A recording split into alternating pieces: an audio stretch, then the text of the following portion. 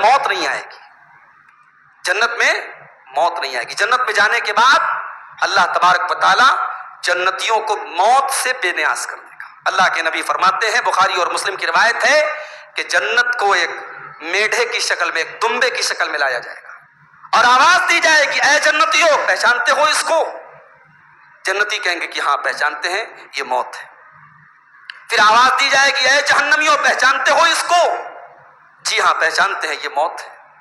اللہ کے نبی فرماتے ہیں فیصبح، اس میڈھے کو، اس دمبے کو ذبح کر دیا جائے گا، اس کے اوپر چھری چلا دی جائے گی اور کہا جائے گا یا اہل الجنت خلود لا موت یا اہل النار خلود لا موت، اے جنتیوں اب ہمیشہ رہنا ہے، فار ایور رہنا ہے، اب یہاں موت نہیں آئے گی، اے جہنمیوں اب یہاں فار ایور رہنا ہے، اب موت نہیں آئے گی۔ تو جنت میں موت نہیں ہوگی، اور اسی طریقے سے جنت میں بڑھاپا نہیں ہوگا۔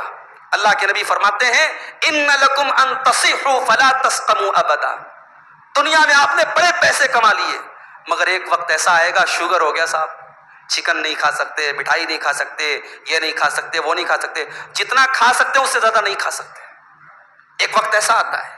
لیکن جنت میں کوئی بیماری نہیں، ان لکم ان تصحوا فلا تسقموا ابدا، اے جنتیوں اب تمہیں ہمیشہ تندرست رہنا ہے، بیمار نہیں ہونا ہے تمہیں۔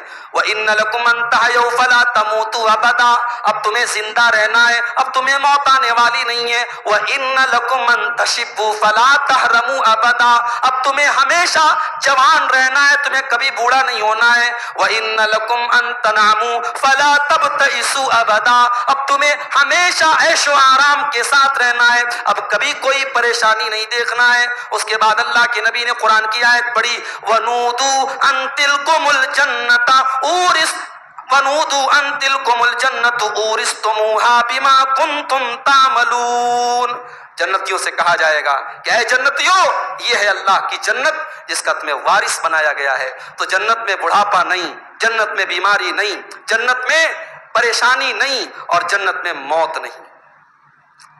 اچھا جنت میں جب آپ جائیں گے تو کیا گیٹ کھلوانا پڑے گا یا آٹومیٹک کھلا رہے گا؟ اللہ نے فرمایا جنت کا گیٹ کھلا رہے گا۔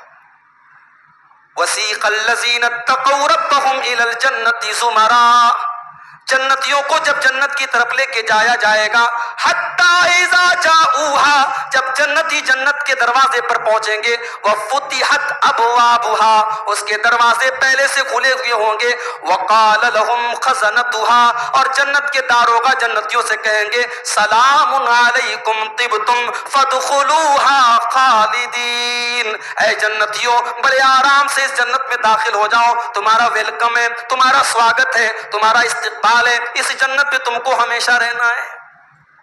فرشتے استقبال کریں گے اور جنت کا گیٹ آٹومیٹک کھلا ہوا ہوگا۔ جنتی جب جنت میں جائیں گے تو جنت میں جانے کے پہلے اللہ تبارک و تعالیٰ ایک پل پر ان کو روک دے گا، ان کے درمیان اگر آپس میں کچھ کینے، کچھ کپٹ، کچھ دشمنی رہی ہوگی، اللہ تعالیٰ پہلے ان کو صاف کرے گا۔ کینہ لے کر کے آپ جنت میں نہیں جا سکتے، تو اس سے بہتر ہے کہ اللہ تعالیٰ وہاں پہ کینہ صاف کرے، دنیا میں کینہ صاف کر کے جائے۔ کوشش کیجئے کہ اس دل میں کسی کے خلاف کینہ نہ رہے۔ اللہ کے نبی ایک مرتبہ صحابہ کے ساتھ بیٹھے ہوئے تھے، اچانک آپ نے کہا کہ دروازے سے ایک ایسا انسان آنے والا ہے جو جنتی ہے۔ صحابہ کی نظریں دروازے کی طرف چلی گئی، دیکھا کہ ایک انصاری صحابی وضو کر کے آ رہے ہیں، داڑھی سے وضو کا پانی ٹپک رہا ہے اور ہاتھوں میں اپنا جوتا لیے ہوئے چلے آ رہے ہیں۔ اگلے دن پھر اللہ کے نبی نے فرمایا کہ ایک جنتی آنے والا ہے۔ صحابہ نے پھر دروازے کی طرف دیکھا، سیم صحابی سیم پوزیشن میں چلے آ رہے ہیں۔ 3 دن تک لگاتار ایسا ہوتا ہے۔ حضرت عبداللہ بن عمرو بن عاص کہتے ہیں کہ میرے دل میں خیال آیا کہ یہ کون سا ایسا عمل کرتے ہیں کہ اللہ کے نبی نے لگاتار 3 دن تک ان کو جنتی کہا۔ حضرت عبداللہ رضی اللہ تعالیٰ عنہ انصاری صحابی کے گھر پہنچتے ہیں، دروازہ کھٹکھٹاتے ہیں، انصاری صحابی باہر آئے۔ حضرت عبداللہ کہتے بھائی میرے باپ سے جھگڑا ہو گیا ہے اور میں نے قسم کھائی ہے کہ 3 دن تک اپنے باپ کے گھر میں نہیں جاؤں گا، میں 3 دن تک آپ کے گھر میں رہنا چاہتا ہوں، کیا آپ مجھے اپنے گھر میں رہنے کی اجازت دیں گے؟ صحابہ کے مکان چھوٹے چھوٹے تھے مگر صحابہ کا دل بہت بڑا تھا۔ آج ہمارے مکانات بڑے بڑے ہو گئے لیکن دل چھوٹے ہو گئے۔ آج مہمان 1 گھنٹے کے لیے بھی گھر میں آ جائے تو عورتوں کے بل پیشانیوں پر بل پڑ جاتے ہیں کہ کھانا بنانا پڑے گا، محنت کرنی پڑے گی، کام بڑھ گیا. شوہر کو 10 باتیں سنائیں گی کہ آپ نے یہ کیا مصیبت لا کے رکھ دی. حضرت عبداللہ بن عمر کہتے میں نے انصاری صحابی سے کہا کہ میں 3 دن تک آپ کے گھر میں رہنا چاہتا ہوں. انصاری صحابی اپنی محترمہ سے پوچھنے نہیں گئے مہمان آ رہا ہے رکھوں کہ نہ رکھوں. ہمارے تو پہلے عورت سے پوچھنے جائے گا مہمان آ رہا ہے. اگر عورت ریڈی ہے تب تو ٹھیک ہے، ورنہ بیچارہ مہمان ہوٹل میں ٹھہرے گھر میں نہیں آ سکتا. 3 دن تک کی بات تھی نا، 3 دن. صحابی تیار ہو گئے، کہا بالکل آ جائیے آپ میرے گھر میں رہیے. حضرت عبداللہ کہتے کہ 3 دن تک میں نے انصاری صحابی کی ایکٹیویٹیز دیکھی، کیا کرتے ہیں، کہاں جاتے ہیں. 3 دن تک میں ساتھ میں رہا، میں نے کوئی اسپیشل عمل کرتے ہوئے نہیں دیکھا. 5 ٹائم کی نماز ہم بھی پڑھتے ہیں، وہ بھی پڑھتے تھے. رات میں تو وہ تہجد بھی نہیں پڑھتے تھے، رات میں نیند کھلتی تھی اللہ کا ذکر کرتے تھے، تسبیح کرتے تھے، لیکن رات میں میں نے ان کو تہجد پڑھتے ہوئے بھی نہیں دیکھا. جب 3 دن گزر گئے میں نے کہا ہے میرے انصاری بھائی، نہ تو میرے باپ سے کوئی جھگڑا ہوا تھا اور نہ میں نے کوئی قسم کھائی تھی. میں نے تو بس ایک طریقہ نکالا تھا، میں آپ کے ساتھ 3 دن رہنا چاہتا تھا. میں نے اپنے نبی کی زبان سے 3 دن آپ کے بارے میں سنا کہ آپ جنتی ہیں، آپ جنتی ہیں، آپ جنتی ہیں. میں دیکھنا چاہتا تھا کہ کون سا اسپیشل عمل آپ کرتے ہیں، مگر مجھے تو کوئی اسپیشل عمل نظر نہیں آیا. اب آپ ہی بتا دیجئے کہ کیا خاص بات ہے. انصاری صحابی نے کہا میرے اندر کوئی خاص بات نہیں، میری زندگی وہی ہے جو آپ نے دیکھی ہے، مگر ایک چیز ہے میرے اندر، لا اجد فی قلبی غشا لأحد من المسلمین. میں اپنے دل میں کسی مسلمان کے لیے دھوکہ نہیں رکھتا، میرے دل میں کسی کے لیے فراڈ نہیں ہے، کینہ نہیں ہے، کپٹ نہیں ہے. ولا احسد احدا، اور میں کسی سے حسد نہیں کرتا. کسی نے پیسہ کما لیا اس کی تقدیر ہے، کسی نے نام کما لیا اس کی تقدیر ہے، کسی کے بچے زیادہ ہیں اس کی تقدیر ہے. کسی بھی نعمت پر میں کسی سے حسد نہیں کرتا. حضرت عبداللہ بن عمرو بن عاص نے کہا یہی ہے وہ چیز جس کی وجہ سے اللہ نے آپ کو یہ مقام دیا ہے، اور یہ چیز ہر انسان کے بس کی بات نہیں ہے. تو میرے بھائیوں، جنتی جب جنت میں جائیں گے تو اللہ فرماتا ہے کہ اللہ تبارک و تعالیٰ ان کو کینے سے پاک اور صاف کرے گا. اس کے بعد جب جنتی جنت میں جائیں گے اللہ فرماتا ہے لا یمسہم فیہا نصب وما ہم منہا بمخرجین، کہ جنتیوں کو نہ تو کوئی تھکاوٹ لاحق ہوگی اور نہ ہی وہ جنت سے کبھی نکلیں گے. دنیا میں آپ کسی اچھی جگہ جاتے ہیں تو ڈر ہوتا ہے کہ یہاں سے جانا پڑے گا. جنتیوں کو جنت سے نکلنے کی کوئی ٹینشن نہیں ہوگی، جنتی جنت میں بور نہیں ہوں گے. ولا یبغون عنہا حولا، لا یبغون عنہا حولا، جنتی جنت سے نکلنے کی کبھی طلب اور آرزو نہیں کریں گے. تو میرے بھائیو، یہ ہے اللہ کی جنت، یہ ہے اللہ کی جنت جس کا نقشہ میں نے قرآن و حدیث سے آپ کے سامنے کھینچا ہے. اب اس جنت کی طلب اور آرزو ہمیں ہونی چاہیے کہ نہیں ہونی چاہیے؟ میرے بھائیوں، دعا کرو اللہ سے اس جنت میں اللہ ہم سب کو داخل کرتے ہیں. اب آئیے جنت میں لے جانے والے چند اعمال آپ کے سامنے بیان کرتا ہوں، اور پھر اس کے بعد ہم بات ختم کریں گے. طاق رات ہے، 27ویں طاق رات ہے، ہمیں دعا بھی کرنا ہے اور عبادت بھی اپنے طور پر انفرادی طور پر کرنا ہے. جنت میں لے کر کے جانے والی سب سے پہلی جو چیز ہے میرے بھائیوں، وہ ہے اللہ کی توحید. توحید کے بغیر آپ جنت میں نہیں جا سکتے. توحید ہے تو جنت یقینی ہے، اور توحید نہیں ہے تو جہنم کنفرم ہے. اللہ کے نبی فرماتے ہیں من قال لا الہ الا اللہ خالصا من قبل نفسہ دخل الجنہ، جو لا الہ الا اللہ اپنے دل کی گہرائی سے کہے گا وہ ضرور جنت میں جائے گا، اس کے جنت میں جانے میں کوئی ڈاؤٹ نہیں ہے. ایک دوسری حدیث میں اللہ کے نبی نے فرمایا من کان آخر کلامہ لا الہ الا اللہ دخل الجنہ، جس نے مرنے کے پہلے اپنی زندگی میں ہوش و حواس میں وہ لا الہ الا اللہ کہہ کے گیا ہے، توحید کے اوپر گیا ہے، وہ ضرور جنت میں جائے گا. یہ لا الہ الا اللہ یہ صرف زبان سے نہیں کہنا ہے، اس کے اوپر عمل بھی کرنا ہے. زبان سے کہہ بھی دیا لا الہ تو کیا حاصل، دل و نظر جو مسلمان نہیں تو کچھ بھی نہیں. کلمہ پڑھنا ہے اور کلمے کے تقاضے پر عمل کرنا ہے. لا الہ الا اللہ کہہ دیا تو اب پیشانی جھکے گی تو اللہ کے آگے جھکے گی، اب سجدہ ہوگا تو اللہ کے آگے ہوگا، اب دعا ہوگی تو اللہ کی سے ہوگی، اب جانور کی قربانی ہوگی تو اللہ کے نام سے ہوگی، اب نظر و نیاز ہوگی تو اللہ کے نام کی ہوگی. غیر اللہ کے نام پر اگر یہ سارے کام کر کے گیا ہے تو یہ شرک ہے، اور مشرک کے لیے جنت حرام ہے. تو جنت میں لے کے جانے والی سب سے پہلی چیز رب کی توحید ہے. جنت میں لے کے جانے والی دوسری چیز، اگر آپ جنت میں جانا چاہتے ہیں اللہ کے پیارے نبی جناب محمد الرسول اللہ صلی اللہ علیہ وسلم کی اتباع کیجیے، آپ کی پیروی کیجیے. بخاری کے الفاظ ہیں، اللہ کے نبی فرماتے ہیں کل امتی یدخلون الجنت، میری امت کے سارے لوگ جنت میں جائیں گے، الا من ابا، مگر وہ لوگ جنت میں نہیں جائیں گے جو جنت میں جانے سے انکار کریں گے. صحابہ نے پوچھا ہے اللہ کے نبی وہ کون سا بد نصیب ہے جو جنت میں جانے سے انکار کرے گا؟ آپ نے فرمایا من اطاعنی دخل الجنہ، جو میری اطاعت کرے گا، جو میری پیروی کرے گا وہ جنت میں جائے گا. ومن عصانی فقد ابا، اور جو میری نافرمانی کرے گا وہ جہنم میں جائے گا. نبی کی اطاعت کرو. مسئلہ تراویح کہا جائے، مسئلہ تہجد کہا جائے، مسئلہ نماز کہا جائے، ہمارے بڑوں نے کیا کہا، ہمارے بزرگوں نے کیا کہا، ہم کیا کرتے چلے آئے، بچپن سے لے کے جوانی تک ہم نے کیا دیکھا؟ نہیں. اگر نبی کی حدیث آ گئی، اگر قال رسول اللہ آ گیا، اگر نبی کی سنت آ گئی تو بس بات وہیں سے ختم کر دو. جو رسول دے دے لے لو، اور جس سے رسول منع کر دے رک جاؤ. اگر یہ جذبہ ہمارے اور آپ کے اندر ہے تو انشاءاللہ ہم اور آپ جنت میں جائیں گے. تیسری چیز، جنت میں لے کے جانے والی تیسری چیز، اللہ کے نبی فرماتے ہیں من یضمن لی ما بین لحییہ وما بین رجلیہ اضمن لہ الجنہ. دو چیزوں کی جو مجھے گارنٹی دے دے میں اسے جنت کی گارنٹی دے دیتا ہوں. ایک زبان کی گارنٹی دے دے، ایک شرمگاہ کی گارنٹی دے دے. زبان کی حفاظت کرو، جھوٹ مت بولو، غیبت مت کرو، کسی کی عزت پر حملہ مت کرو، زبان سے کوئی غلط بات مت نکالو. زبان کا استعمال سوچ سمجھ کے کرو، اور شرمگاہ کے استعمال میں کوئی غلط راستہ مت اپناؤ، کوئی حرام اور ناجائز راستہ مت اپناؤ. یہ دو کام کر لو، نبی اکرم گارنٹی لے رہے ہیں کہ وہ انسان ضرور جنت میں جائے گا. میری مائیں اور بہنیں بھی اس حدیث پر عمل کریں. زبان کی حفاظت مرد حضرات کے یہاں بھی کمزوری ہے، عورتوں کے یہاں بھی کمزوری ہے، مگر عورتوں کے یہاں زیادہ کمزوری ہے. بیٹھی ہوئی ہیں 4 عورتیں تو کہتے دنیا کا سب سے بڑا جھوٹ یہ ہے کہ 4 عورتیں اکٹھا بیٹھی ہوں اور خاموش ہوں. یہ دنیا کا سب سے بڑا جھوٹ ہے. اس سے بڑا جوک کوئی نہیں ہو سکتا. تو کیوں یہ کہاوتیں کیوں بنی، یہ جوک کیوں بنے؟ کیونکہ عورتوں کو اپنی زبان پر کنٹرول بہت مشکل ہوتا ہے. کبھی کبھی آپ نے دیکھا ہوگا کہ ایک عورت دوسری عورت کے گھر کے پاس سے گزر رہی ہے اور کہہ رہی ہے میرے پاس تو ٹائم نہیں ہے، میں چلو تم سے 2-4 منٹ دعا سلام کر لیتی ہوں. یا ماں بیٹی کے درمیان موبائل پر بات ہو رہی ہے اور ماں کہتی ہے کہ میرے پاس بڑی مصروفیت ہے، اور 2 گھنٹے بات ہو جاتی ہے. کبھی آپ بیوی کا اپنے موبائل چیک کیجئے، شوہر سے بات ہوتی ہے 10 منٹ، بھائی سے بات ہوتی ہے 5 منٹ، اور ماں سے بات ہوتی ہے 1 گھنٹہ 45 منٹ، 2 گھنٹہ 13 منٹ، 2 گھنٹے باتیں ہو جاتی ہیں.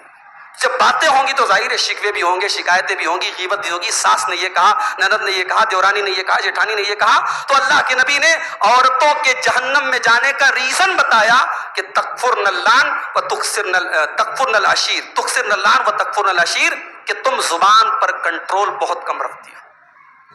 اسی طریقے سے جنت میں لے کے جانے والی ایک اور چیز ہے میرے بھائیوں، اور وہ یہ ہے کہ آپ کا اخلاق کیسا ہے. اللہ کے نبی سے پوچھا گیا کہ اے اللہ کے نبی جہنم میں لے کے جانے والی سب سے زیادہ کون سی چیز ہے؟ اللہ کے نبی نے فرمایا 2 چیزیں ہیں، زبان اور شرمگاہ، جو جہنم میں سب سے زیادہ لے کے جائیں گے. پھر پوچھا گیا اے اللہ کے نبی جنت میں لے کے جانے والی سب سے زیادہ کون سی چیز ہے؟ آپ نے فرمایا تقوی اللہ و حسن الخلق، ایک اللہ کا تقوی اور ایک بہترین اخلاق. اخلاق بہترین بنا لو، جنت میں جانے کا راستہ آٹومیٹک طے ہو جائے گا. ہمارا اخلاق، ہم نبی کے چاہنے والے ہیں، ہم نبی کے ماننے والے ہیں، ہم اشہد ان محمد رسول اللہ کا کلمہ پڑھنے والے ہیں. میرے نبی کی نماز اگر ہمارے لیے آئیڈیل ہے، میرے نبی کا روزہ اگر آئیڈیل ہے، میرے نبی کا اعتکاف اگر آئیڈیل ہے، میرے نبی کا حج اگر آئیڈیل ہے، میرے نبی کا عمرہ اگر آئیڈیل ہے، تو معاف کرنا میرے ساتھیوں، میرے نبی کا اخلاق بھی ہمارے لیے آئیڈیل ہے. میرے نبی کا اخلاق کیسا تھا؟ میرے نبی کا اخلاق اینٹ کا جواب پتھر سے نہیں تھا. میرے نبی کا اخلاق شیر کو سوا شیر والا نہیں تھا. میرے نبی کا اخلاق ایسا تھا، شاعر کہتا ہے ظالم سے لیا ظلم کا بدلہ نہ کسی وقت، ظالم سے لیا ظلم کا بدلہ نہ کسی وقت، مارا بھی تو اخلاق کی تلوار سے مارا. اخلاق کو بہتر کر لو، یہ جنت میں لے کے جانے والا راستہ ہے. اسی طریقے سے میری پیاری ماں اور بہنوں، ایک شادی شدہ عورت کے لیے شوہر کی اطاعت اور خدمت بھی جنت میں لے کے جانے والی چیز ہے. ایک عورت اللہ کے نبی کے پاس آتی ہے کسی کام سے، جب وہ کام ہو جاتا ہے جانے لگتی ہے، اللہ کے نبی پوچھتے ہیں اذات زوج انتی، کیا تو شادی شدہ ہے؟ ہاں اللہ کے نبی میں شادی شدہ ہوں۔ آپ نے پوچھا تو اپنے شوہر کے ساتھ کیسا سلوک کرتی ہے؟ اے اللہ کے نبی لا آلوہ خیرا، اپنے شوہر کی خدمت کرنے میں کوئی کمی نہیں کرتی، اپنے شوہر کو خوش کرنے میں کوئی کمی نہیں کرتی۔ آپ نے فرمایا، مسند احمد کی حدیث ہے، آپ نے فرمایا فانظری این انت منہ فانما ہوا جنتک و نارک، اے خاتون سن لو، تمہارا شوہر ہی تمہاری جنت ہے اور تمہارا شوہر ہی تمہاری جہنم ہے۔ تم سوچ لو کہ تم شوہر کے ساتھ کیسا سلوک کر رہی ہو، تم جنت میں جانے والا سلوک کر رہی ہو یا جہنم میں لے جانے والا سلوک کر رہی ہو۔ شوہر کو تکلیف پہنچانے والی، شوہر کو ناراض کرنے والی، اور اگر میں کہوں شوہر پر حکومت کرنے والی اور شوہر کو اپنے اشاروں پر نچانے والی عورت جو ہوتی ہے نا، وہ جنتی عورت نہیں ہوتی ہے۔ جنتی عورت کی پہچان اللہ نے فرمائی فالصالحات قانتات، وہ فرما بردار ہوتی ہے۔ زندگی کی گاڑی حکومت کر کے نہیں چلتی ہے۔ اگر مرد یہ سوچے کہ صاحب میں گھر کا قوام ہوں اور عورت میری لونڈی ہے، گھر نہیں چل سکتا۔ اور عورت اگر یہ سوچے کہ میرا شوہر مجھ سے دب کے رہے اور میں جو چاہوں منوا لوں، گھر ایسے نہیں چلتا ہے۔ گھر محبت سے چلتا ہے، گھر پیار سے چلتا ہے۔ بیوی اگر شوہر کی سے محبت کرے، اس کی خدمت کرے، اس کی اطاعت کرے، اللہ کے نبی فرماتے وہ عورت جنت میں جائے گی۔ اور میں تو کبھی کبھی کہتا ہوں کہ عورت کے لیے جنت میں جانا بہت آسان ہے، اللہ نے بہت آسان کر دیا۔ عورت کو جہاد کی ضرورت نہیں ہے، عورت کو کاروبار کرنے کی ضرورت نہیں ہے، عورت کو پیسے کما کے گھر چلانے کی ضرورت نہیں ہے۔ عورت 4 کام کر لے، میرے نبی کی حدیث ہے، جس دروازے سے عورت چاہے جنت میں چلی جائے گی۔ اذا صلت المرأة خمسها وصامت شهرها واطاعت زوجها واحسنت فرجها دخلت من ابواب الجنة شاد، جو عورت 5 ٹائم کی نمازی بن جائے، رمضان کے روزے پابندی سے رکھے، اپنی آبرو کی حفاظت کرے اور اپنے شوہر کی اطاعت اور خدمت کرے، وہ جنت کے جس دروازے سے چاہے جنت میں چلی جائے گی۔ تو بیوی شوہر کی خدمت کرے، یہ جنت میں لے کے جانے والی چیز ہے۔ اسی طریقے سے اللہ کے نبی فرماتے ہیں جو انسان اللہ کے ایک ہونے کی گواہی دیتا ہے، نماز قائم کرتا ہے، زکوٰۃ ادا کرتا ہے، طاقت حج کرتا ہے، وَاجْتَنَبْتَ الْكَبَائِرَ، اور بڑے بڑے گناہوں سے بچتا ہے، کبیرہ گناہوں سے بچتا ہے، وہ انسان جنت میں جائے گا۔ صحابہ نے پوچھا ہے اللہ کے نبی بڑے بڑے گناہ کیا ہیں؟ آپ نے مثال کے طور پر 3 گناہوں کا ذکر کیا۔ آپ نے فرمایا الاشراک باللہ وقتل النفس، ایک تو اللہ کے ساتھ شرک کرنا بہت بڑا گناہ ہے، کسی کا قتل کرنا بہت بڑا گناہ ہے، وَأَكْلُ الرِّبَا، اور سود کھانا بہت بڑا گناہ ہے، وَأَكْلُ مَالِ الْيَتِيمِ، یتیم کا مال کھانا بہت بڑا گناہ ہے۔ کبیرہ گناہوں سے بچیے، جن گناہوں کا نام لے کر کے اللہ نے قرآن و حدیث میں لعنت کی ہے، ان گناہوں سے بچیے، انشاءاللہ جنت میں اللہ تعالیٰ داخل کرے گا۔ اسی طریقے سے میرے بھائیوں، اگر جنت میں جانا ہے تو اپنے ماں باپ کی خدمت کرو، اپنے ماں باپ کو راضی کر لو۔ ایک صحابی جہاد میں جانا چاہتے تھے، اللہ کے نبی کے پاس آتے ہیں، اے اللہ کے نبی میں غزوے میں آپ کے ساتھ جانا چاہتا ہوں۔ آپ نے پوچھا کیا تمہاری ماں زندہ ہے؟ ہاں اللہ کے نبی میری ماں زندہ ہے۔ آپ نے فرمایا کیا ماں کے لیے؟ ہاں اللہ کے نبی ماں کے لیے۔ آپ نے فرمایا فَلْزَمْهَا فَإِنَّ الْجَنَّةَ تَحْتَ قَدَمِهَا، جا کر کے اپنی ماں کی خدمت کرو، اس ماں کے قدموں کے نیچے تمہاری جنت ہے۔ اگر ماں آپ کی زندہ ہے تو اس ماں کی خدمت بھی بہت بڑی نیکی اور ثواب ہے، اس سے اپنے آپ کو محروم مت کیجیے میرے بھائیوں، ماں کو خوش کیجیے، ماں کی خوشی میں آپ کو جنت ملے گی۔ لیکن باپ کا درجہ بھی کم نہیں ہے، اللہ کے نبی نے فرمایا کہ الوالد باب، اللہ کے نبی نے فرمایا کہ باپ جنت کے دروازوں میں سے ایک دروازہ ہے۔ جس نے باپ کو ناراض کیا اس نے گویا جنت کے دروازے کو توڑ دیا، اس نے جنت میں اپنی انٹری کو خطرے میں ڈال دیا۔ اس لیے اگر ماں کی خدمت بہت ضروری ہے تو باپ کا احترام اور باپ کی خوشی بھی جنت میں لے کے جانے والی چیز ہے۔ اسی طریقے سے ایک حدیث میں اللہ کے نبی 4 عمل بتاتے ہیں کہ یہ 4 عمل کر لو تم جنت میں چلے جاؤ گے۔ آپ نے فرمایا ایھا الناس افشوا السلام واتموا الطعام وصلوا الارحام وصلوا باللیل والناس نیام. آپ نے فرمایا اے لوگوں سلام کو بڑھاؤ، سلام کو پھیلاؤ. پہلا کام یہ کرو، سلام کو پھیلاؤ، سلام کرو. جو مسلمان ملے اس کو سلام کرو، بغیر اس فرق کہ وہ غریب ہے امیر ہے، میری برادری کا ہے کہ نہیں ہے، میرے مسلک کا ہے کہ نہیں. جو بھی مسلمان کلمہ گو ملے اسے سلام کرو. ہمارے یہاں کسی کو سلام کرنے سے نکاح نہیں ٹوٹتا ہے. جس کے یہاں ٹوٹتا ہوگا اس کا نکاح بہت کمزور ہوتا ہے. ہمارے یہاں ماشاءاللہ نکاح بہت مضبوط ہوتا ہے. تو سلام پھیلائیے. اور قیامت کی ایک نشانی اللہ کے نبی نے اس کو قرار دیا ہے کہ جب خاص خاص لوگوں کو سلام کیا جائے گا تو یہ قیامت کی ایک نشانی ہے. سلام کو عام کیجیے. ایک مسلمان لینگویج الگ ہے، ریجن الگ ہے، ساتھ برادری الگ ہے، مگر ایک مسلمان کی دوسرے مسلمان کے ساتھ جان پہچان کے لیے بس ایک ہی چیز کافی ہے، السلام علیکم ورحمۃ اللہ. وعلیکم السلام ورحمۃ اللہ. سلام کیجیے. دوسری چیز وَأَطْعِمُوا الطَّعَامَ، کھانا کھلائیے. اب کھانا کھلانے میں غریبوں کو کھانا کھلانا بھی شامل ہے، دوستوں کو کھانا کھلانا بھی شامل ہے، مہمان کو بھی کھانا کھلانا شامل ہے. نبی نے فرمایا کھانا کھلاؤ. انسان یہ سمجھتا ہے یار میرا کھانا ہے، میرا پیسہ، میں کیوں دوسروں کو کھلاؤں.